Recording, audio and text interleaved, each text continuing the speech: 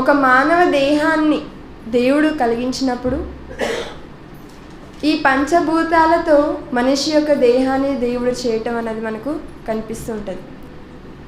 ఈ భూమి మీద బ్రతుకుతున్న మనందరం కూడా మనలను దేవుడు ఎలా చేశారు అన్నప్పుడు మనం ఈ ప్రకృతిలో చూస్తున్నటువంటి అనుభవిస్తున్నటువంటి పంచభూతాల ద్వారా మనకు దేహాన్ని దేవుడు నిర్మించి ఈ భూమి మీదకు పంపిస్తే ఇచ్చిన ఈ దేహంతో దేవుని కొరకు బ్రతకకపోగా మనుషులు వారి కొరకు వారు బ్రతుకుతూ ఏవో సంపాదించాలని వేటినో కనుగొనాలని ఇలా వాటి వెనక పరుగులు తీయటంలో ఆ తీసే తరుణంలో దేవుణ్ణి మర్చిపోయేవారుగా మనకు కనిపిస్తున్నది. ఇది చాలా విచారణకరంగా మనకు కనిపిస్తూ ఉంటుంది.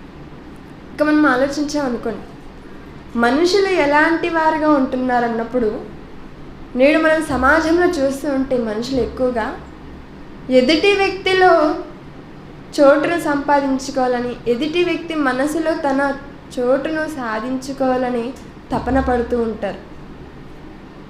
మరి నేడు మనం చూస్తుంటే మనుషుల యొక్క నైజం, వారి యొక్క మనసు ఎలా ఉంటుంది అంటే, ఇదిగో నేను పలానా వ్యక్తి మనసులో నేను చోటును సంపాదించుకోవాలి, పలానా వారి దృష్టిలో నా స్థానాన్ని నేను సమకూర్చుకోవాలి, ఇదిగో వారికి నేను కనపడాలి, నన్ను వారు కనుగొనేలా నేను ప్రవర్తించాలి అని ఇలాంటి ఆలోచనల్ని మనిషి కలిగి ఉంటాడే కానీ మనలను కన్నా తండ్రి అయిన దేవుడు ఒకడు ఉన్నాడని, సర్వ సృష్టికి ఆయనే సర్వేశ్వరుడు అని, ఆయనే మనల్ని లోకానికి పంపించాలని, మరలా తిరిగి తన యొద్దకు చేరాలన్నది మాత్రం మర్చిపోతూ ఉండడం మనం చూస్తూ ఉంటాం.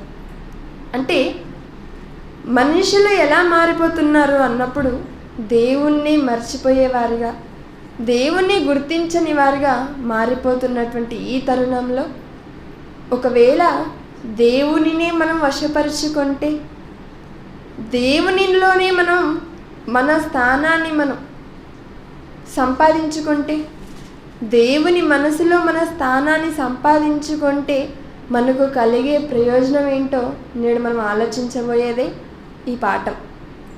వశీకరణం. ఎవరిని వశపరుచుకోవాలి? నేడున్నటువంటి కాలంలో ఎవరిని వశపరుచుకుంటున్నారు? ఎక్కువగా మనం ఆలోచించామనుకోండి, సమాజంలో చాలా వరకు ఎలాంటి ఆలోచనలు కలిగి ఉంటుంటారంటే, ఇదిగో నేనే అందరి దృష్టిలో గొప్పగా కనబడాలి, నేనే అందరి మనసులో స్థానాన్ని సంపాదించుకోవాలి, అందరూ కూడా నన్నే గుర్తుంచుకోవాలి, అందరూ నన్నే ప్రేమించాలి అని అందరి దృష్టిలో అందరినీ వశపరుచుకునే ప్రయత్నంలో వాళ్ళు ఉండుంటారు. కానీ దేవుణ్ణి వశపరుచుకోవాలని ఆలోచించే వారు ఉన్నారా అంటే చాలా తక్కువ అండి, అతి తక్కువ మంది. మరి మనం ఆలోచించామనుకోండి, కొన్ని ఉదాహరణలు. ఈ వశీకరణం మనకు ఎలా కనపడుతుంది అంటే, ఒక భార్య ఉందనుకోండి, ఆ భార్య తన మనసులో ఏమనుకుంటుంది, ఇదిగో నా భర్త ఎవరిని కూడా నాకంటే ఎక్కువగా ప్రేమించకూడదు, నన్ను కాక నా భర్త ఎవరిని ఎక్కువగా ప్రేమించే అంత పరిస్థితి అతనికి కల్పించకూడదు అని తన భర్తను వశపరుచుకోవాలి, అనగా తన ప్రేమ చేత తనకే లోబడి ఉండేలాగా, ఎవరిని చూడకుండా ఉండేలాగా చూసుకోవాలి అనుకుంటుంది. అలానే ఒక తల్లిదండ్రులు ఉన్నారనుకోండి, తల్లిదండ్రులు ఎలా ఆలోచిస్తుంటారు, ఇదిగో నా పిల్లలు మమ్మల్ని ఒక తండ్రిగా ఒక తల్లిగా మమ్మల్ని ప్రేమించే వారిగా ఉండాలి, వారు ఎవరి ఆకర్షణలోనికి పడిపోకుండా, ఎవరి మాటలకు వారు వెళ్ళిపోకుండా తల్లిదండ్రులుగా మమ్మల్ని ప్రేమించాలి, మాకిష్టలుగా బ్రతకాలి అని ఇలా తల్లిదండ్రులు ఆలోచిస్తూ ఉంటారు. ఇక నాయకుల గురించి ఆలోచించామనుకోండి, ఏంటి నాయకులు కూడా వశీకరణ చేస్తూ ఉంటారంటే, అవునండి. ఎలాగా? వారికి 5 సంవత్సరాలు అయిపోతూ ఉంది అనగానే అప్పుడు వారు చాలా వరకు కార్యక్రమాలను నిర్వహిస్తూ, ఇదిగో వీరందరూ కూడా నా నాయకత్వాన్ని వశపరుచుకోవాలనగా నన్నే నాయకునిగా వాళ్ళు స్వీకరించాలి అనే భావన నాయకుడిలో మనం చూస్తూ ఉంటాం. అలానే ఒక విద్యారంగంలో ఉపాధ్యాయులను మనం ఆలోచించామనుకోండి, ఉపాధ్యాయులను మనం ఆలోచిస్తున్నప్పుడు చెబుతున్నటువంటి టీచర్స్ వాళ్ళ యొక్క మైండ్ ఎలా ఉంటుంది, నేను చెబుతున్న ఈ లెసన్ ప్రతి పిల్లవాడికి అర్థం అవ్వాలి. ప్రతి పిల్లవాడి మనసులో ఇది బలంగా నాటుకుపోవాలి. ఎప్పటి వరకు అంటే పరీక్షలు ఉత్తీర్ణుడయ్యేంత వరకు. అంటే తను చెప్పే పాఠం పిల్లవాళ్ళకి అర్థం కావాలి అని పిల్లలందరినీ కూడా తన వైపుకు ఆకర్షించుకుని వశపరుచుకుంటున్నదిగా మనకు కనిపిస్తుంటుంది. ఇంకా మనం ఆలోచించామనుకోండి, ఒక ప్రియుడు ఒక ప్రేయసి. ప్రేయసి ఎలా ఆలోచిస్తుంది? తన ప్రియుడు తనను తప్ప ఇంకెవరిని కూడా ప్రేమించకూడదు, తనకంటే ఎవరికి ఎక్కువ స్థానం ఇవ్వకూడదు అని కోరుకొని తన ప్రియుడిని తనకు దక్కించుకునే విధంగా నడుచుకుంటుంటుంది. అలానే ఒక ప్రియుడు కూడా. ఇంకా మనం ఆలోచించామనుకోండి, ఈ సమాజంలో జంతువులను ప్రేమించే వాళ్ళు చాలామంది ఉంటారు, జంతు ప్రేమికులు అంటుంటారు. మరి వాళ్ళు జంతువులను ప్రేమిస్తూ ఆ జంతువులు వారు చెబుతున్న విధంగా నడుచుకునేటట్లు జంతువులను కూడా లోపరుచుకునేవారు మనకు కనిపిస్తూ ఉంటారు. మావటివాడు ఎలాగైతే తన ఏనుగును ఆయన సాధకం చేసుకొని తను చెప్పిన విధంగా నడుచుకునేలాగా చేసుకుంటాడో, అలానే ప్రతి ఒక్కరు కూడా మనుషులైనా కానీ జంతువులైనా కానీ ప్రకృతిలో మనం చూసినప్పుడు సృష్టిలో ప్రతి ఒక్కరు ఎవరినో ఒకరిని వశీకరణం చేసుకోవాలని, వారి వశంలో ఉండాలని, లేక మనం వారి వశంలో చేసుకోవాలి అని ఎలాగో అయినా ఆలోచిస్తూ ఉంటారు. కానీ ఇంతకీ మనం ఎవరి వశీకరణంలో మనం ఉండాలి? మనం ఎవరిని వశపరుచుకోవాలి? తల్లిదండ్రులనా, బంధుమిత్రులనా, స్నేహితులనా, లేక చుట్టూ ఉన్నటువంటి సమాజంలోని వారినా అని మనం ఆలోచిస్తున్నప్పుడు దేవుని వశీకరణంలో ఉండాలండి. దేవుణ్ణి మనం దేవుని దృష్టిలో మనం ఇష్టలుగా ఉండాలి. మనం దేవుని వశపరుచుకోవాలి, అంతేనా? అది వదిలి అందరూ కూడా ఎలా ఉండిపోతున్నారంట? ఫిలిప్పీలకు పత్రిక వ్రాస్తూ చెబుతుంటారు, అందరూ కూడా తమ సొంత కార్యములనే చూచుకుంటున్నారు, కానీ యేసుక్రీస్తుల వారి కార్యములను ఎవరు కూడా చూడట్లేదంట. అందరు కూడా ఎలా ఉండిపోతున్నారంటే తమ సొంత కార్యక్రమాలలో తమ మనుషులను తమ వారిని వశపరుచుకునే దాంట్లో సంపాదించుకునే దాంతో ఉండిపోతున్నదే కానీ యేసుక్రీస్తుల వారిని కానీ దేవుణ్ణి కానీ గుర్తించని వారుగా మారిపోతున్నారు. అంతెందుకండి, దేవుడు కూడా ఈ ప్రకృతిలో మనం చేస్తున్నప్పుడు మనకి ఇచ్చినటువంటి ఆశీర్వాదం ఏంటి? మొదటి మానవుడైన ఆదాము గారికి దేవుడు చెప్పిన ఆశీర్వాదం ఏంటి? 1వ అధ్యాయం 28వ వచనంలో ఉంటుంది, మీరు ఫలించి అభివృద్ధి పొంది విస్తరించి భూమిని నిండించి దానిని లోపరుచుకొనుడి. భూమిని లోపరుచుకొనుడి అంటున్నారండి. మనం భూమిని లోపరుచుకుంటున్నాం, కానీ మనం ఎవరిచే లోబడిపోతున్నాం? దేవుడు మనకి లోబడే వాళ్ళగా, అనగా దేవుని దృష్టిలో మనం ఉంటున్నామా లేదా అన్నది మనం ఆలోచించాలి. ఇక ఏంటండి, అప్పటి నుండి దేవుని దృష్టిలో నచ్చేవారుగా ఉండాలంటున్నారు, దేవుని దృష్టిలో వశీకరించుకోవాలనే వారుగా చెప్తున్నారు, దేవుడు వశపరుచుకునే స్థాయిలో మనం ఉండాలంటున్నారు. ఇంతకీ ఏం చేస్తే మనం దేవునికి ఇష్టలుగా ఉంటాం? మనం ఏం చేస్తే దేవుడు మనకు వశీకరుడు అవుతారు? బైబిల్లో దేవుడు అన్నీ వ్రాయించి ఇచ్చారండి. ఈ 66 పుస్తకాలలో లేని విషయం అంటూ ఏది కూడా ఉండదు. ఇప్పుడు నేను దేవుని వశపరుచుకోవాలి అంటే నేను ఎలా ప్రవర్తించాలి అని మనం బైబిల్లోనికి వెళ్ళి ఆలోచించామనుకోండి, మన అందరికీ కూడా దేవుడు చెప్తున్న మాట యోహాను సువార్త 9వ అధ్యాయం 31వ వచనం. యోహాను సువార్త 9వ అధ్యాయం 31వ వచనంలో దేవుడు పాపుల మనవి ఆలకింపడని ఎరుగుదుము. దేవుడు పాపుల మనవి ఆలకిస్తాడా? ఆలకించడట. చెబుతూ, ఎవడైనను దైవభక్తుడై ఉండి ఆయన చిత్తము చొప్పున జరిగించిన ఎడల ఆయన వాని మనవి ఆలకించును. దేవుణ్ణి వశపరిచే వశీకరణ మంత్రాలు అర్థమైందా? ఇప్పుడు మనం ఆలోచించబోయేది, మనం నేర్చుకునే ఉన్నది దేవుణ్ణి వశపరిచే వశీకరణ మంత్రాలు. ఏంటి దేవుని ఎలా వశపరుచుకోవాలి అంటే మొట్టమొదటిగా దైవభక్తుడై ఉండాలట. దేవుణ్ణి వశపరుచుకోవాలి అంటే మొట్టమొదటిగా మనం ఎలా ఉండాలి? దైవభక్తి గల వారై ఉండాలి. అంతేకాదు దేవుని చిత్తము చెప్పున నడుచుకునే వారిగా మనం ఉండాలి. అంతేనే క్రింది మాటల్లో ఆయన చిత్తము చెప్పున జరిగించిన ఎడల ఆయన వాని మనవి ఆలకించును. మొట్టమొదటిగా దైవభక్తులు గలవారై ఉండాలి. రెండవది దేవుని చిత్తము చెప్పున నడుచుకునే వారిగా మనం ఉండాలి. ఇంకా మరికొన్ని మాటలు మనం చూసామనుకోండి. కీర్తనల గ్రంథం 34వ అధ్యాయం. ఇది కొంచెం పెద్ద పాఠం, కొంచెం త్వరగా సహకరించి అర్థం చేసుకున్నటకు ప్రయత్నించండి. కీర్తనల గ్రంథం 34వ అధ్యాయం 15-16 వచనాలలో యెహోవా దృష్టి నీతిమంతుల మీద నున్నది, ఆయన చెవులు వారి మొరలకు ఒగ్గి ఉన్నవి. యెహోవా దృష్టి నీతిమంతుల మీద ఉన్నది. మనం దేవుణ్ణి వశపరిచి వశీకరణ మంత్రాలు తెలుసుకుంటున్నాం. దేవుణ్ణి వశపరుచుకోవాలి అంటే మొట్టమొదటిగా దైవభక్తులు గలవారై ఉండాలి. దేవుని చిత్తము చెప్పున నడుచుకునే వారిగా ఉండాలి. ఈ మాటలను బట్టి నీతిమంతులుగా మనం ఉండాలి.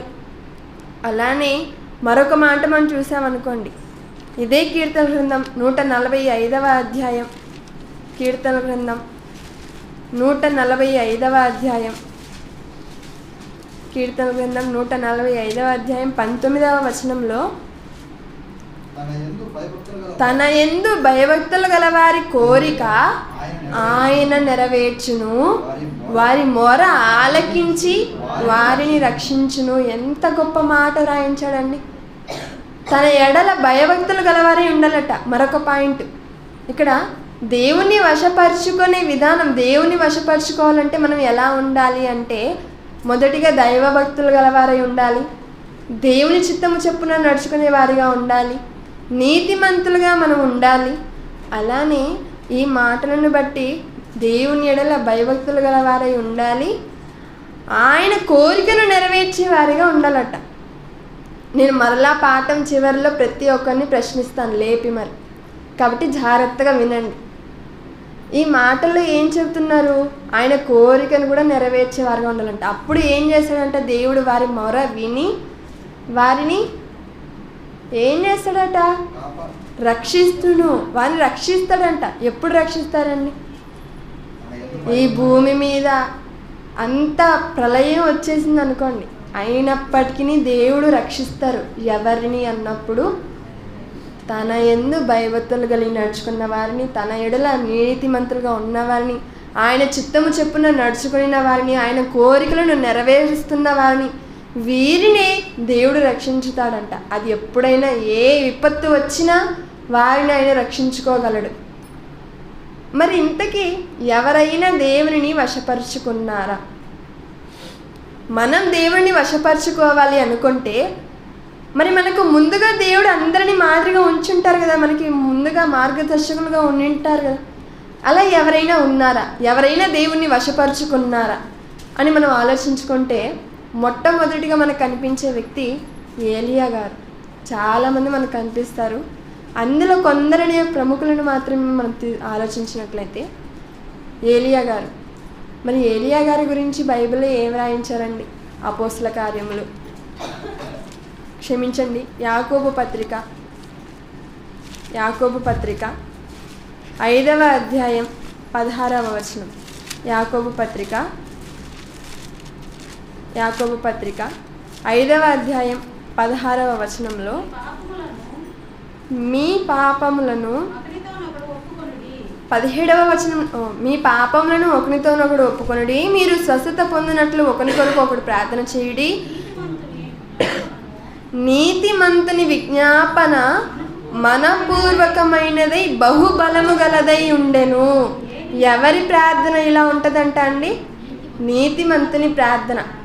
మరి నీతిమంతుని ప్రార్థన ఇలా బహుబలము గలదై ఉంటుందంట. ఆయన విజ్ఞాపన కూడా అలా ఉన్నదా అంటే ఉన్నదా. ఆయనది ఎవరు అంటే ఏలియా. ఏలియా మన వంటి స్వభావము గల మనుష్యుడే. వర్షింపకుండునట్లు అతడు ఆసక్తితో ప్రార్థన చేయగా 3.5 రోజులనుందా ఏముంది? 3.5 వారాలు అని ఉందా? 3.5 నెలలు అని ఉందా? 3.5 సంవత్సరాలట అండి. ఏంటి? ఏలియా మన వంటి స్వభావం గల మనుష్యుడే. అలాంటి మనుష్యుడు ప్రార్థించగా 3.5 సంవత్సరాల పాటు వర్షం ఎలా ఆగిపోయిందండి? సామాన్యమైన మన వంటి స్వభావం గల ఒక మనుషుడు ప్రార్థన చేస్తే 3.5 సంవత్సరాల వర్షం పడకుండా ఉండడం ఏంటి? ఆలోచించాలి కదా. ఒకసారి ఇదే సందర్భాన్ని పాత నిబంధన గ్రంథంలో మనం చూసామనుకోండి. పాత నిబంధన గ్రంథంలో రాజుల మొదటి గ్రంథం 18వ అధ్యాయం 36వ వచనంలో, మొదటి రాజుల గ్రంథం 18వ అధ్యాయం 36వ వచనంలో ఆయన ఏలియా గారు ఎందుకు ఇలా ప్రార్థన చేశారు, ఎందుకు 3.5 సంవత్సరాల వర్షాన్ని ఆపించారు అన్నప్పుడు, ఇదిగో అస్తమయ నైవేద్యము అర్పించే సమయమున ప్రవక్తయగు ఏలియా దగ్గరకు వచ్చి ఇలాగ ప్రార్థన చేసెను. అక్కడ ఏమని వ్రాయబడింది? యాకోబు పత్రికలో ఏలియా ప్రార్థింపగా 3.5 సంవత్సరాల వర్షం కురిపించలేదంట. మరి ఏం ప్రార్థించాడు అని ఈ మాటల్లో మనం ఆలోచించామనుకోండి. యెహోవా, అబ్రహాము, ఇస్సాకు, ఇశ్రాయేలీల దేవా, ఇశ్రాయేలీల మధ్య నీవు దేవుడివై ఉన్నావనియు నేను నీ సేవకుడనై ఉన్నాననియు ఈ కార్యములన్నీ నీ సెలవు చేత చేసితననియు ఈ దినమున కనపరచుము. ఇక్కడ ఏలియా గారిలో మనకు ఒక రోషం కనిపిస్తుందండి. అంతే కదా. రోషం గల ప్రవక్త ఎవరు? ఏలియా గారు. మరి మన తండ్రి కదా. మన తండ్రి ఎలాగైతే రోషం గలవాడో అలాగే తన కుమారుడైనటువంటి ఏలియా గారు కూడా రోషం గల ప్రవక్త. ఆయనకు కోపం, రోషం ఉంది. దేనికి?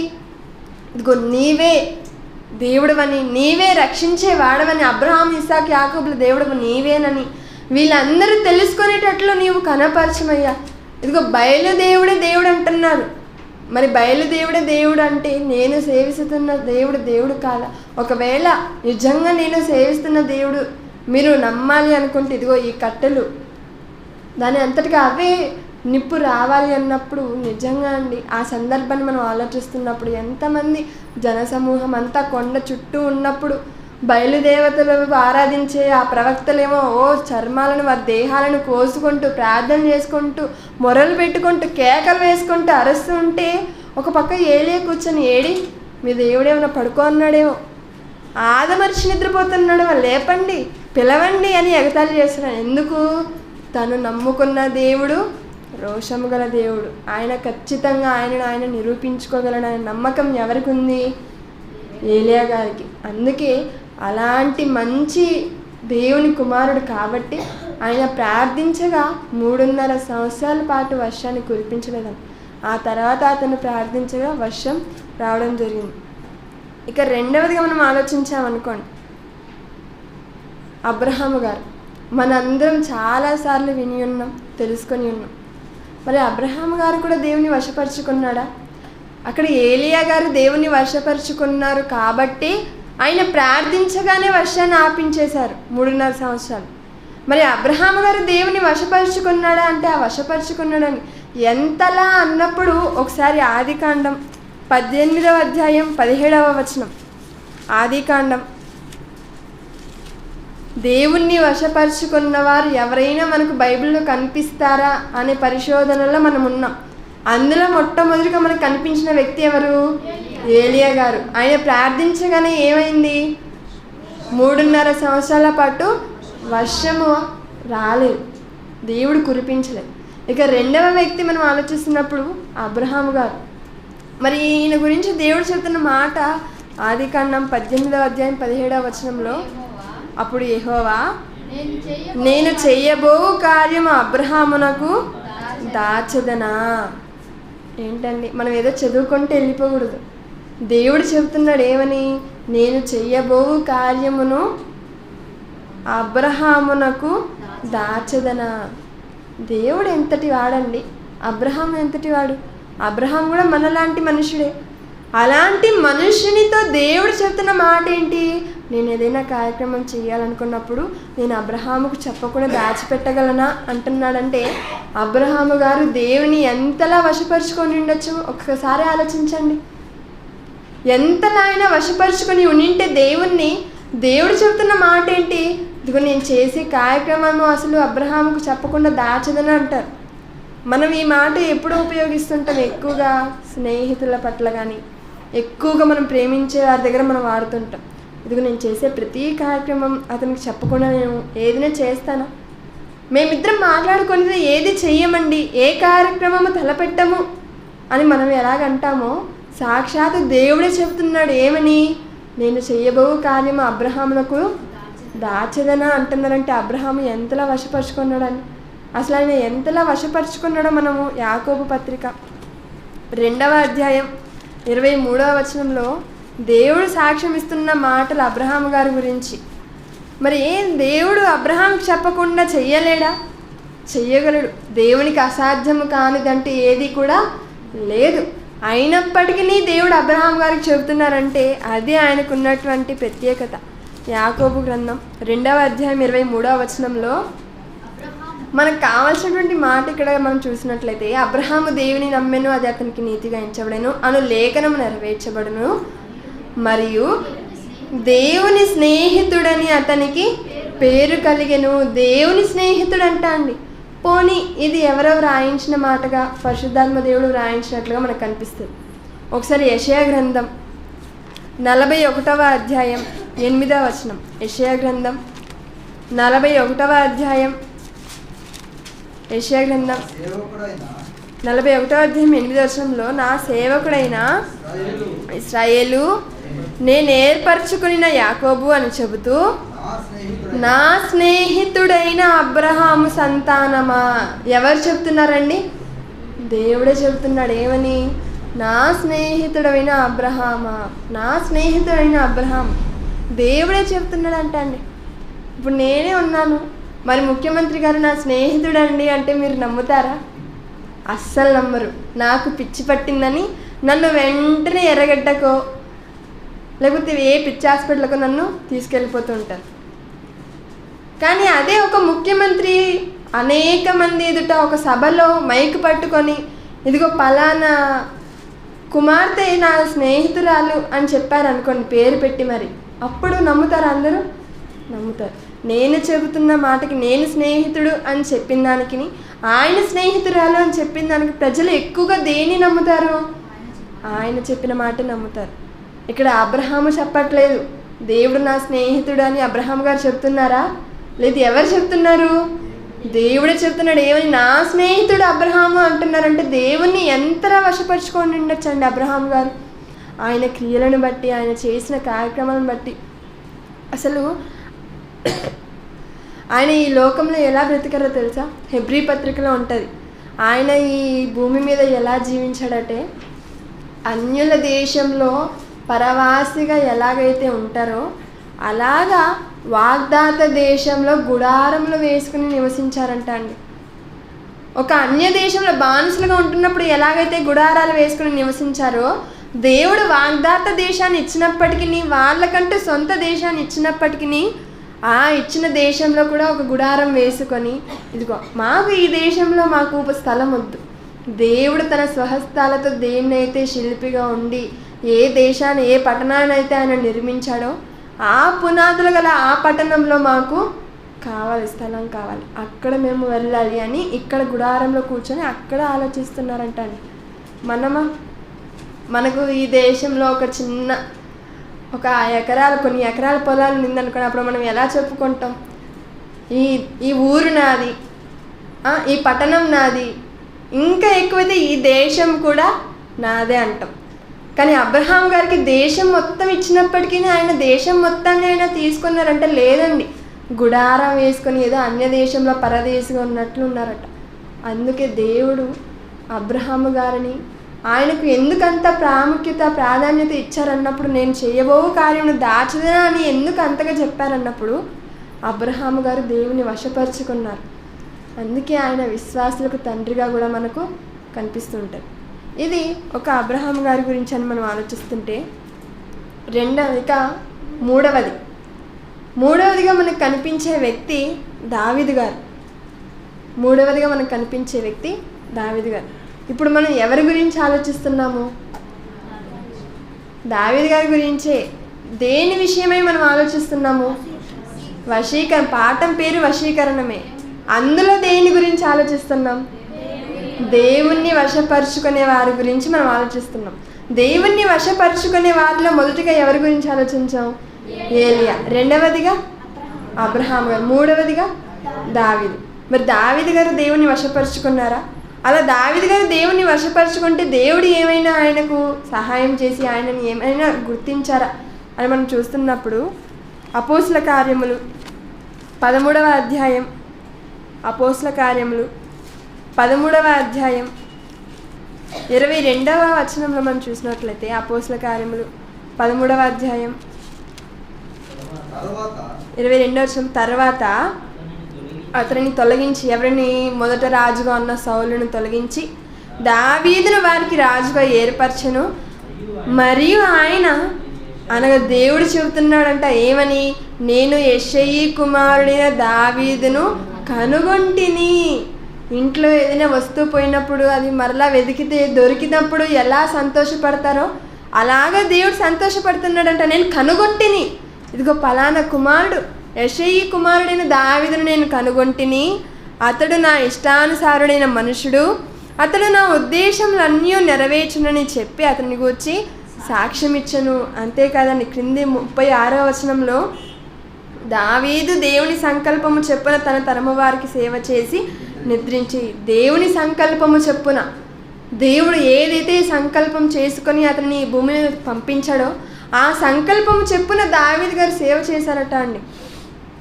అందుకే ఇదిగో దావీదు నా ఇష్టానుసారుడైన మనుషుడు అన్నాడు. ఎంత ఇష్టం అంటే దావీదుకు చిన్ననాడే దేవుని కొరకు యుద్ధం చేసిన బాలుడుగా మనకు కనిపిస్తుంటారండి. అంతేనా? దావీదుతో యుద్ధం ఎవరి కొరకు చేశాడు ఆయన? తన కుటుంబం కొరకు చేస్తాడా?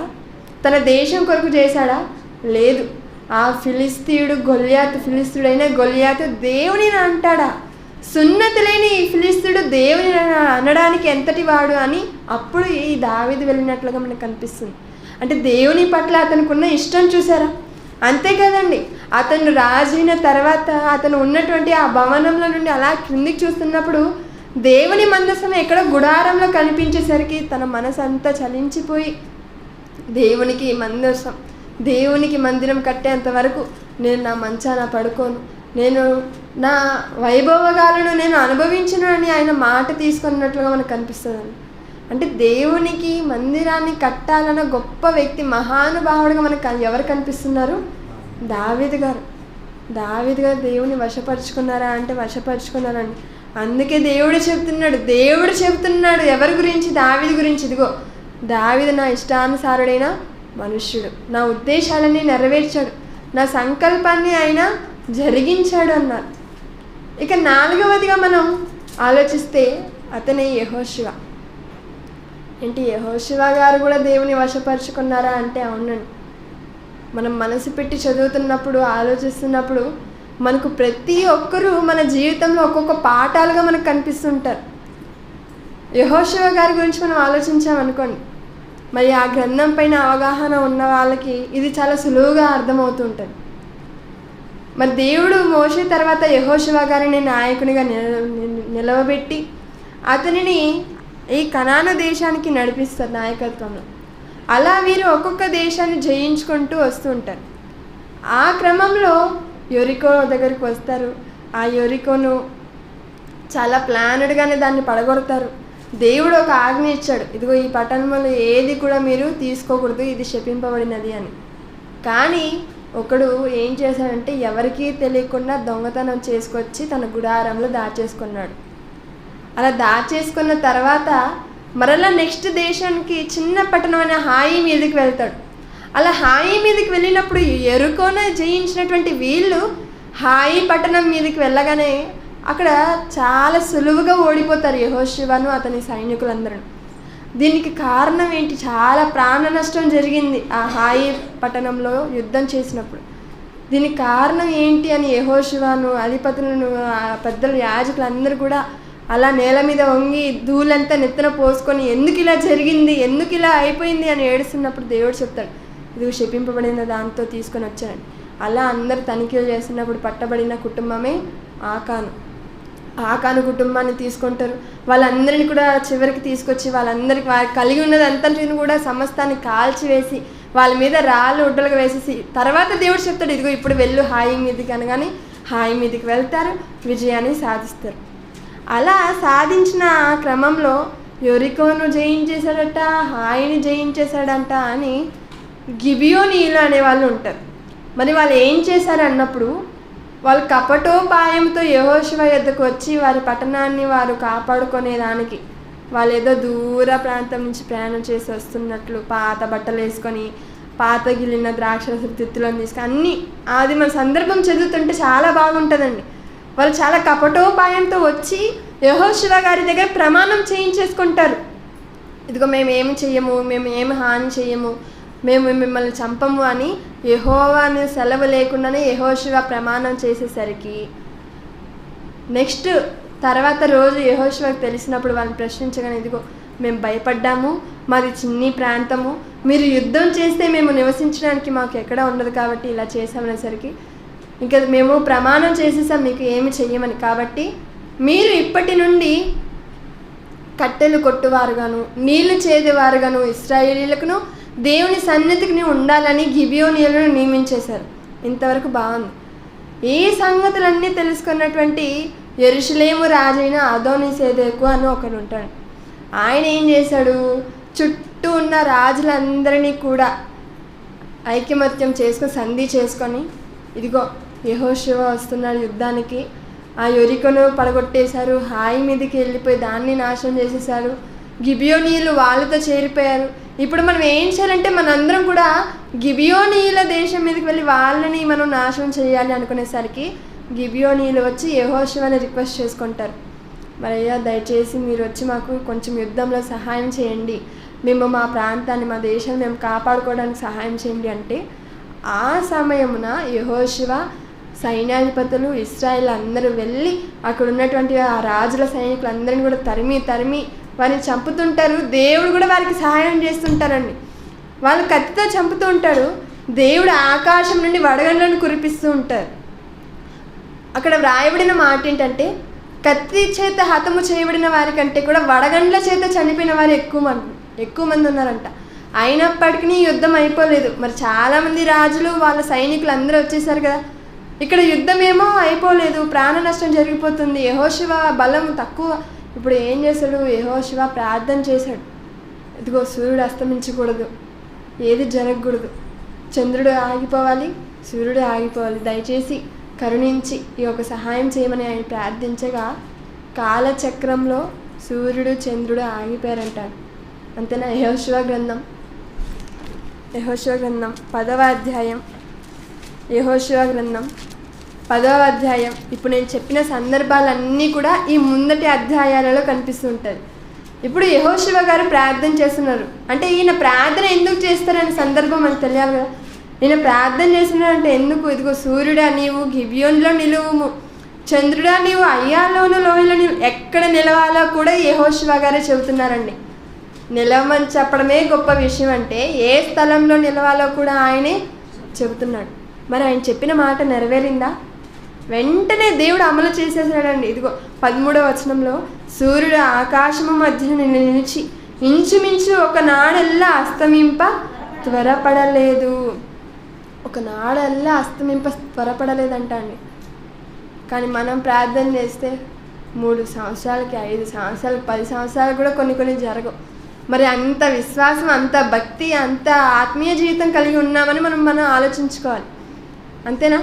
మరి ఇక్కడ యెహోషువ గారు ప్రార్థించినప్పుడు బైబిల్లోనే ఉంటుంది, ఇదిగో దేవుడు తగిన సమయం అంది ఇస్తారు అన్నప్పుడు అడగంగానే ఎందుకు ఇచ్చేశాడు? అవసరాన్ని బట్టి దేవుడు ఇస్తాడని. అలానే ప్రార్థించే మనలో కూడా ప్రత్యేకత ఉండాలి. మన ప్రార్థన దేవుడు విని మన అవసరాలను తీర్చాలి అంటే మనలో కూడా ఏదో ఒక ప్రత్యేకత ఉండాలి. మనం ఆయనను వశపరుచుకునే పిల్లలుగా మనం ఉంటే తప్ప దేవుడు మనకు వశీకరణం అవ్వరు. ఇప్పటికీ ఎంతమంది గురించి మనం ఆలోచించాము? 5 మందా? 4? 4. ఎవరెవరు? ఏలియా గారు, అబ్రహాం గారు, దావీద్ గారు, యెహోషువ గారు. ఇక తర్వాత కాలంలో మనం ఆలోచించామనుకోండి, దేవుడు ఇదిగో ఇతను నా ప్రియ కుమారుడు అని దేవుడు యెహోవాకు ప్రియుడు, నాకు ప్రియుడు అని అర్థం ఇచ్చు యెదిద్యా అనే పేరు పెట్టారు. ఇప్పుడు ఆ పేరు ఎవరికి పెట్టారో మీరే చెప్పాలి. కరెక్ట్గా చెప్పారు, అందరూ క్లాప్స్ కొట్టండి. దేవుడు ఎవరికి పెట్టారు ఈ పేరు? సొలొమోన్ గారికి. ఏమని? యెదిద్యా అని. అంటే నాకు ప్రియుడు, యెహోవాకు ప్రియుడు. ఇంకా చాలామంది ఉన్నారు కాబట్టి వాళ్ళ గురించి అంతా మేము చెప్పుకుంటూ వెళ్ళిపోతే మీరు ఇక్కడే ఉండిపోతారు. కాబట్టి ఊరికి అలా చెప్తూ వెళ్తాను. మీరు ఆలోచించండి, దేవుని వశపరుచుకుంటే ఎలాంటి మేలులు ఉంటాయో, దేవుడు మన వశంలో ఉంటే మనకి ఎలాంటివి జరుగుతుందో మనం ఆలోచించాలి. సొలొమోను గారు దేవునికి ప్రియుడట కాబట్టి ఆయన దేవుని కొరకు ఎంతో చక్కగా బంగారు దేవాలయాన్ని ప్రపంచంలో ఎవరు నిర్మించని రీతిలో ఆయన కట్టడం మనకు కనిపిస్తుంటుంది. ఇక ఆ తర్వాత దేవుడే సాక్ష్యం ఇచ్చినటువంటి వ్యక్తి, మీరే చెప్పాలి దీనికి కూడా సమాధానం. మరి ఇశ్రాయేలీలందరూ నాశనం అయిపోతారు. యూదులను బబులోను రాజు చెరకు తీసుకొని వెళ్ళిన తర్వాత, నెబుకద్నెజరు చనిపోయిన తర్వాత పాలనలోనికి వచ్చినది ఎవరు? మాదీయ పారసీకుడైనటువంటి కోరేషు. ఈ కోరేషు పరిపాలనలో మరలా ఆయన 70 సంవత్సరాలకు ఇదిగో దేవుడు ధర్మశాస్త్రంలో రాయించడయ్యా, మీరు మమ్మల్ని విడిపించుతారని చెప్పారు. అనగానే ఇదిగో మీరు వెళ్ళండి, మీరు మీ దేవాలయాన్ని నిర్మించుకోండి, పాడైన మీ పట్టణంలను కట్టుకోండి అని ఆజ్ఞ ఇవ్వగానే వీళ్ళందరూ ఒక్కసారిగా రాలేదు. ఎందుకంటే ఒకే చోట లేరు కాబట్టి 3 గుంపులుగా వస్తారు. అలా గుంపులుగా ఈ యెరూషలేముకు వచ్చిన వారిలో మొదటి గుంపుకి నాయకుడు ఎవరు? జెరుబ్బాబేలు. మరి ఈ జెరుబ్బాబేలు గారి గురించి దేవుడు చెబుతున్న మాట ఏంటో తెలుసా? నెహెమ్యా గ్రంథంలో ఉంటుంది. మరి జెరుబ్బాబేలు గురించి చెబుతూ, ఇదిగో నువ్వు నా ముద్రగా నేను నిన్ను ఉంచున్నాను. దేవుని ముద్రగా ఒక జెరుబ్బాబేలు గారు ఉన్నారట. అలానే బహుప్రియుడు అని దేవుడు సంబోధించారండి. ఎవరు? దానియేలు గారు. నీవు నాకు బహుప్రియుడువు. ఏంటి, దేవునికి ప్రియుడు ఒక సొలొమోను గారు కనిపిస్తున్నారు, దేవునికి ముద్రగా జెరుబ్బాబేలు గారు కనిపిస్తున్నారు, బహుప్రియుడిగా ఒక దానియేలు గారు కనిపిస్తున్నారు. ఇంకా అసలు పుట్టక మునిపే నేను నిన్ను జనములకు ప్రవక్తగా చేసేసానన్నారు. ఎవరిని? ఇర్మియా గారిని. అంటే దేవుణ్ణి వశపరుచుకుంటే దేవుడు ఎన్నిటిని ఇస్తున్నారు చూడండి. ప్రతిదీ కూడా దేవుడు, మనం ఎంతైతే దేవుని వశపరుచుకుంటామో దేవుడు కూడా అంతే విధంగా మనకు ప్రాముఖ్యతను ప్రాధాన్యతను ఇస్తారండి. ఇక యేసుక్రీస్తుల వారి గురించి ఆలోచించామనుకోండి, అసలు యేసుక్రీస్తుల వారి గురించి మనం చెప్పుకోవాలంటే ఈ లోకమంతా కూడా మనకు సరిపోదు. అన్ని కార్యక్రమాలు చేశారు ఆయన. మరి ఎక్కడో అసలు విడిచిపెట్టకూడని భాగ్యం అన్న ఆ సింహాసనమైనటువంటి దేవుని పక్కన కుడిపార్శ్వ ముందు ఆసీనుడై ఉన్నటువంటి యేసుక్రీస్తుల వారు మనం చేసిన పాపములకు, మనం దేవుని కంట తెప్పించిన కన్నీరుకు ఆయన మనసును నొచ్చుకొని, ఇదిగో నేను వెళ్తానయ్యా, నేను రక్షిస్తాను నీ పిల్లలను అని సింహాసనాన్ని వదిలి మన కొరకు ఈ లోకానికి వచ్చి తాను చేయని పాపములకు ఆయన శిలువ యాగమై మన కొరకు రక్షణ ఇచ్చారండి. మరి అలాంటి ఆయన గురించి దేవుడు కూడా చెప్పాడండి. ఏం చెప్పాడు? ఒకసారి మత్తయి సువార్త 3వ అధ్యాయం, మత్తయి సువార్త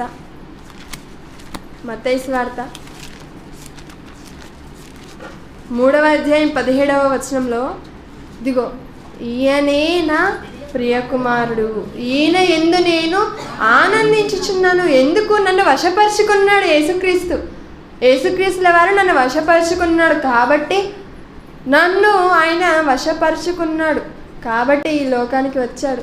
ఈ లోకానికి వచ్చి ఇదిగో నా పిల్లలైన మీ అందరి కొరకు ఆయన బలి అయ్యాడు కాబట్టి ఈయనే నా నిజమైన ప్రియకుమారుడు, ఈయనందు నేను ఆనందించుచున్నాను అంటున్నాడండి. అంటే దేవుడు కేవలము దేవుని పిల్లలనే ఆయన వశపరుచుకుంటాడండి, ఎవరిని ఆయన చేయరా అంటే లేదండి. క్రొత్త నిబంధన కాలంలో అన్యులు కూడా దేవుని వశపరుచుకున్నారట. వారిలో అధికారులు కూడా ఉన్నారు. మరి వారిలో ఒకరి గురించి ఆలోచించామనుకోండి, మనందరికీ తెలుసు కొర్నేలు గారు. మరి కొర్నేలు గారి గురించి రాయిస్తున్నప్పుడు అపోస్తల కార్యములు 10వ అధ్యాయం మొదటి 2 వచనాలలో కొర్నేలియాను భక్తిపరుడొకడు కైసర్యలో ఉండెను. అతడు తన ఇంటి వారందరితో కూడా దేవుడి యందు భయభక్తులు గలవాడై ఉండి ప్రజలకు బహుధర్మము చేయుచు. ఈ కొర్నేలి అనే వారు ఎవరండి? ఈయన ఒక సైన్యాధిపతి, అంటే శతాధిపతిగా ఉన్నటువంటి ఈయన దేవుని యందు భయభక్తులు గలవాడుగా ఉన్నారు అన్నప్పుడు ఎంతగా చూసారు అంటే దేవుడికి అన్యుల క్రైస్తవుల ఏవి లేవండి. దేవునికి ఇదిగో నా పిల్లలు అనే భావనే ఆయనకు ఉంది. అలాంటి దేవుడు చెబుతున్న ఒక మాట మనం చూసాం అనుకోండి. ద్వితీయోపదేశకాండం 4వ అధ్యాయం 7వ వచనంలో, ద్వితీయోపదేశకాండం 4వ అధ్యాయం 7వ వచనంలో, ఏలయనగా మనము ఆయనకు మొరపెట్టినప్పుడెల్లా మన దేవుడైన యెహోవా మనకు సమీపంగానున్నట్టు మరి ఏ గొప్ప జనమునకు ఏ దేవుడు సమీపంగానున్నాడు? దేవుడు మనం మొరపెట్టినప్పుడు సమీపంగా ఉన్నట్లు మన దేవుడు మన మొరను విన్నంతగా ఎవరైనా వింటున్నారని ప్రశ్నించే అంత ఇదిగా చెబుతున్నారంటే దేవుడు మనకి ఎంత సమీపంగా ఉన్నారండి. దేవుని పిల్లలు ఎప్పుడు మొరపెడతారా? ఆ మొరపెట్టినప్పుడు వారికి ఏది అక్కరగా ఉందో వాటిని తీర్చాలని ఆయన సమీపంగా ఉండి ఆయన ఎదురు చూస్తున్నాడట. అలానే అపోస్తల కార్యములు 17వ అధ్యాయం, అపోస్తల కార్యములు 17వ అధ్యాయం 26-28 వచనాలు మనం చూసినట్లయితే, అపోస్తల కార్యములు 26వ అధ్యాయం 17వ అధ్యాయం 26-27లో, మరి యావత్ భూమి మీద కాపురం ఉండుటకు ఆయన ఒకరి నుండి ప్రతి జాతి మనుషులను సృష్టించాడంట అండి. అలా సృష్టించిన తర్వాత సృష్టించిన వారిలో ఎవరైనా కూడా ఒకవేళ నన్ను తడవలాడి కనుగొందురేమో అని తన్ను వెదుకు నిమిత్తం నిర్ణయ కాలమును వారి నివాస స్థలం యొక్క పొలిమేలను ఏర్పరచును. దేవుడు చేశాడంట, సృష్టించాడంట. సృష్టించిన తర్వాత వదిలేశారా? లేదు. నన్ను ఎవరైనా ఒకవేళ తడువులాడి కనుగొంటారేమో, కనీసం అవసరాలు వచ్చినప్పుడైనా నన్ను తలుచుకుంటారేమో, నన్ను పిలుస్తారేమో అని ఆయన ఎదురు చూస్తూ ఉన్నాడంట. మరి ఆయన మనల్ని వశపరుచుకుంటే మనకి ఎలాంటి గొప్పదనం ఉంటుందో చివరిగా ఒక మాట మనం చూసామనుకొని, కీర్తన గ్రంథం 17వ అధ్యాయం 3వ వచనంలో, కీర్తన గ్రంథం ఒకవేళ ఆయన నిజంగా మనల్ని వశపరుచుకొనేస్తే ఆయన ఎంత కేరింగ్ చూపిస్తారో ఒకసారి కీర్తన గ్రంథం 17వ అధ్యాయం 3వ వచనంలో, రాత్రివేళ నీవు నన్ను దర్శించి నా హృదయమును పరిశీలించితివి. ఎప్పుడంట అండి? రాత్రివేళ. ఎందుకు రాత్రివేళ? ఉదయం నుంచి సాయంత్రం వరకు కుక్క బిజీ అంటుంటారు కొంతమంది గురించి చెబుతూ, అంతేనా? కష్టపడి పరుగులు తీసి కష్టపడి శ్రమించి కుటుంబాన్ని పోషించి నానా తంటలు పడుతుంటామండి అని చెప్తుంటారు. రాత్రి సమయానికి వచ్చేసరికి పడుకునేటప్పుడైనా రాత్రి సమయమున ఆయన దేవుణ్ణి కనుక్కుంటామేమో అని ఆయన హృదయమును పరిశీలిస్తున్నాడంట అండి. కానీ నిజంగా దేవుడు రాత్రి కాలమున మన హృదయం దగ్గరికి పోయి పరిశీలనిస్తే ఏముంటుంది? మనం ఏం ఆలోచిస్తాం? రేపు మనం ఎక్కడికి వెళ్ళాలి, ట్రిప్కి ఏ ప్రాంతానికి వెళ్తే బాగుంటుంది, లేకపోతే మనం ఏ రకమైన వంటకాన్ని మనం ప్రయోగం చేద్దాం, లేక ఎవరిని మనం కలుసుకుందాం, ఎవరితో మనం మాట్లాడుకుందాం అంటే ఇలాంటివి మన మెదడులో తిరుగుతూ ఉంటాయి. కుటుంబ బాధ్యతలు ఉన్నాయి అనుకోండి, అప్పుడు వాళ్ళకి ఎలా ఉంటుంది? పెద్దలకు ఇదిగో అద్దె కట్టే సమయం వచ్చింది, అప్పులు వాళ్ళ సమయం వాళ్ళకి ఇవ్వాల్సిన సమయం వచ్చేసింది, ఇదిగో current bill, ration bill, rent bill ఇవన్నీ కట్టాలి, వీటికి పోగా ఎంత మిగులుతుంది, మళ్ళీ పిల్లలకి స్కూల్ ఫీజు, మళ్ళీ వాళ్ళు తినడానికి స్నాక్స్, ఇంటి ఖర్చులు. అంటే పడుకునేటప్పుడైనా మనం దేవుణ్ణి తలుచుకొని దేవుని గురించి ఆలోచించి పడుకుంటున్నామా అంటే ప్రశ్నించుకోవాలి మనమే. అందుకే ఇక్కడ దావీదు గారు చెప్తున్నారు ఏమని? ఇదిగో రాత్రివేళ నీవు నన్ను దర్శించి నా హృదయమును పరిశీలించుతివి. మరి దావీదు గారు ఎలాంటి వాళ్ళండి? ఆయన దివారాత్రములు ఆయన దేవుని వాక్యమును ఆయన ధ్యానించేవారట, ధర్మశాస్త్రమును. మరి మనం దివారాత్రములు పగలు రాత్రులు కాకపోయినా కనీసం రోజులో కొంత మట్టుకైనా దేవుని కొరకు సమయాన్ని వేచించి దేవుని మాటలు నేర్చుకుంటూ మనందరం కూడా శ్రద్ధ కలిగి ఖచ్చితంగా ఉండాలి. అలాంటి అప్పుడు మనం అలా ఉంటున్నప్పుడు, దేవుని కొరకు మనం చక్కగా బ్రతుకుతున్నప్పుడే దేవుడు మనం వర్షపరుచుకునే స్థితిలో మనం ఉంటాం. ఇప్పుడు మరలా ఒకసారి మనం మొదటి నుంచి ఆలోచించామనుకోండి. మొదటిగా వశీకరణం అన్నాం. మరి చాలా వరకు ఎవరెవరు వశపరుచుకుంటారు, ఎవరిని వశపరుచుకోవాలనుకుంటారో ఆలోచించాం. ఇప్పుడు మనం దేవుణ్ణి వశపరుచుకోవాలి అంటే మనకు ఉండవలసినవి ఏవి? దేవుని యందు భయభక్తులు కలిగి ఉండాలి, నీతిమంతులుగా మనం బ్రతకాలి, దేవుని చిత్తానుసారంగా నడుచుకునేవారుగా ఉండాలి. అంతేనా? ఆయన కోరికను నెరవేర్చేవారుగా ఉండాలి. ఇంకా మెయిన్ది మర్చిపోయారు, దైవభక్తులై ఉండాలి. దైవభక్తుడై ఉంటే చాలు, ఇవన్నీ ఆటోమేటిక్గా మనం చేసేస్తాం. కాబట్టి మనం అందరం కూడా ఇలాంటి లక్షణాలు కలిగి ఉన్నప్పుడు దేవుని వశపరుచుకోగలం. మరి ఇలాంటి లక్షణాలు కలిగి బైబిల్లో వశపరుచుకున్న వాళ్ళు ఎవరైనా ఉన్నారా అన్నప్పుడు చాలామంది మనకు కనిపిస్తుంటారు. వారిలో ఈరోజు మనం ఆలోచించిన వారు ఎవరెవరు? ఏలియా గారు, అబ్రహాము గారు, దావీదు గారు, యెహోషువ గారు, ఇంకా సొలొమోను గారు, దానియేలు గారు, జెరుబ్బాబెలు గారు. ఇలా మనం ఆరంభ కాలం నుంచి ఆలోచించామనుకోండి, ఒక హేబేలుకు ఉన్న దేవుని మీద, ఒక హేబేలుకు ఉన్న ప్రేమ, దేవుని పైన ఉన్న ఒక నోవాహుకు దేవుని పైన ఉన్న నీతి, అలానే ఒక అబ్రహాముకున్న విశ్వాసం, మోషేలో ఉన్న సాత్వికం, దావీదులో ఉన్నటువంటి మంచి మనసు, ఇలా ఒక్కొక్కరిలో మనం ఆలోచిస్తున్నప్పుడు ఇదిగో సొలొమోను గారిలో ఉన్నటువంటి బలాక్రమం, యేసుక్రీస్తుల వారిలో ఉన్నటువంటి ప్రేమతత్వం, పౌలు గారిలో ఉన్న జ్ఞానం, ఇలాంటి ఈ సద్గుణాలన్నీ కూడా మనం కూడా కలిగి ఉన్నామనుకోండి, ఖచ్చితంగా మనం కూడా ఎవరిని వశపరుచుకోగలం? దేవుణ్ణి వశపరుచుకోగలం. అలా దేవుణ్ణి వశపరుచుకుంటే ఆయన మన మొర ఖచ్చితంగా వింటారు, మన సమీపంలోనే ఉండి వింటారు. ఆయన మనకు ఎదుగుతాను, ఎవరైనా నన్ను తడవలాడి కనుగొందరేమో అని వెతుకుతున్నాడంటాను. మరి దేవుణ్ణి తెలుసుకొని దేవుణ్ణి మనం వశపరుచుకునే స్థితిలో ఉంటున్నామా? లేదు. మనం దేవుని పిల్లలుగా ఉంటున్నటువంటి మనం ఎక్కడ దేవుణ్ణి వశపరుచుకునేస్తామేమో అని ఒకడు తిరుగుతున్నాడు అంటండి, తన వశంలో చేసుకోవాలని. ఎవడు? సాతాను. పేతురు రాసిన మొదటి పత్రిక 5వ అధ్యాయం 8వ వచనం. పేతురు రాసిన మొదటి పత్రిక 5వ అధ్యాయం 8వ వచనంలో, నిబ్బరమైన బుద్ధి గలవారై మెలకువగా ఉన్నాడు. ఎందుకు చెప్తున్నాడు? అదే పనిగా మెలకువగా ఉండుడి అనే పదాన్ని ఎందుకు ఉపయోగించారండి? ఎందుకు? మామూలుగా చెప్పచ్చు కదా, నిబ్బరమైన బుద్ధి గలవారై ఉండండి, ఇదిగో మీ విరోధి అయిన అపవాది గర్జించి సింహము వలె ఎవరిని మృగుందిరా అని వెతుకుతూ తిరుగుతున్నాడు అని చెప్పచ్చు కదా. లేదు, మెలకువగా ఉండాలి. ఇప్పుడు ఊర్లో దొంగలు పడ్డారండి అని వినగానే ఎలా ఉంటుంది? కొంచెం భయం వేస్తుంది. మన వీధిలో తిరుగుతున్నారంట అండి, ఇదిగో మన వీధి చివరిలో జరిగిందంట అండి అనేసరికి ఎలా ఉంటుంది? ఇంకొంచెం భయంగా ఉంటుంది.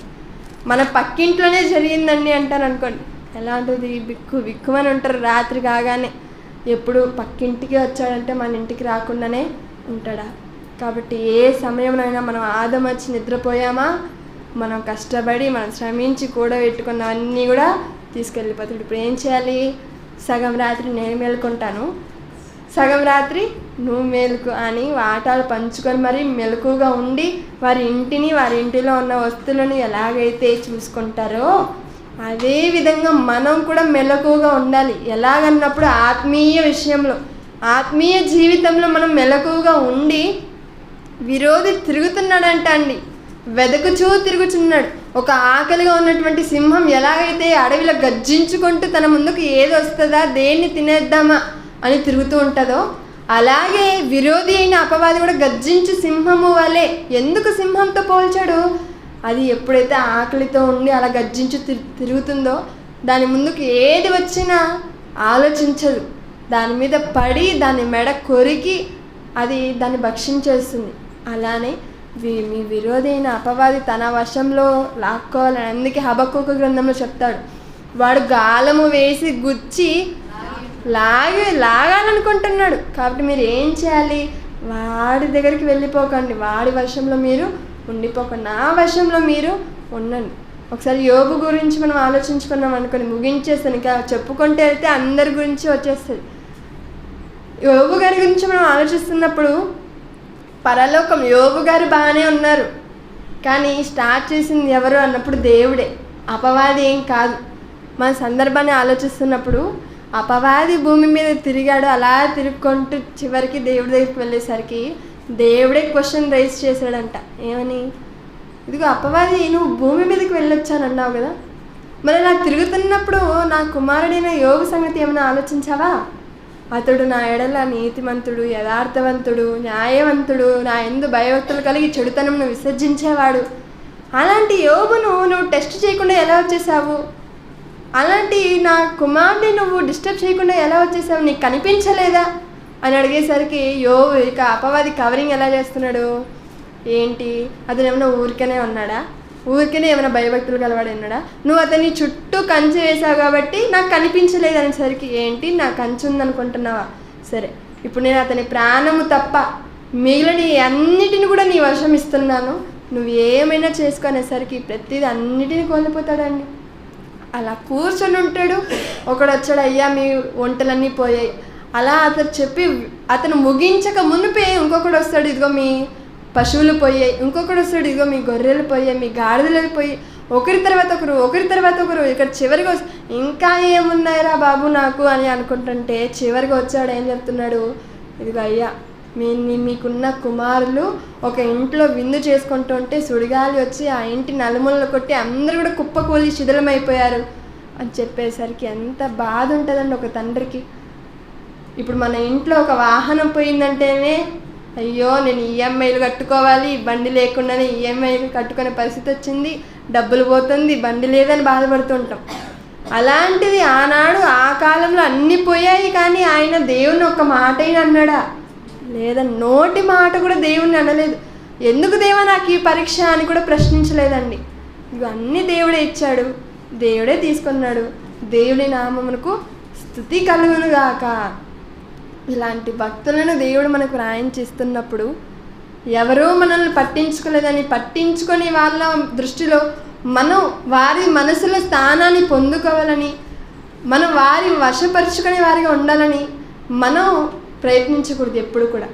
మనం ఎప్పుడు కూడా ఎలా ప్రయత్నించాలి అంటే దేవుణ్ణి వశపరుచుకునే దాంతో మనం ప్రయత్నించాలి. దేవుణ్ణి వశపరుచుకోవాలి అంటే నేను ఇన్ని అర్హతలు గలవాడిగా నేను ఇదిగో ఈ లక్షణాలన్నీ నాలో ఉండాలి. ఈ లక్షణాలన్నీ నాలో ఉన్నప్పుడు నేను దేవుణ్ణి వశపరుచుకోగలను. ఈ లక్షణాలు కలిగి నేను వశపరుచుకోగలను అనడానికి ఇదిగో దేవుడు బైబిల్ ఎందరినో రాయించి ఇచ్చాడు.